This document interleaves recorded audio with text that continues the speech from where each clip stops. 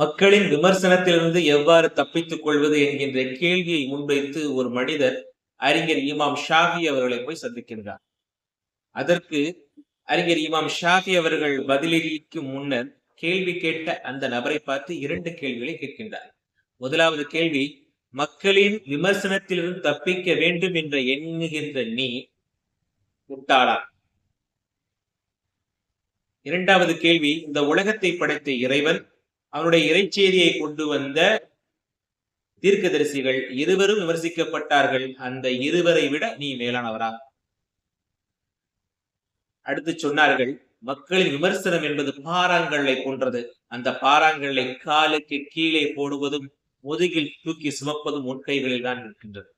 அன்பிற்கினிய உறவுகளே, இன்றைய சூழலில் நாமும் பல நேரங்களில் பல சந்தர்ப்பங்களில் பலதரப்பட்ட மக்களால் பல்வேறு வகையில் விமர்சனத்திற்கு ஆளாக்கப்படுகின்றோம். விமர்சனம் வெற்றிக்கான வழி என்பதை மறந்து நாமும் அதிலிருந்து தப்பிக்க வேண்டும் என்கின்ற எண்ணம் நமக்குள்ளும் இருக்கின்றது.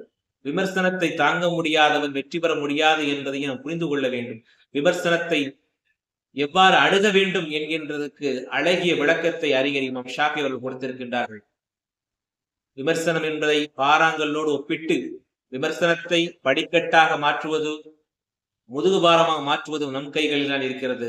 ஆகவே விமர்சனத்தை கண்டு அஞ்சோம், விமர்சனம் வெற்றியின் அழித்தரம் என்கின்றதை நம்புவோம், வெற்றி பெறுவோம்.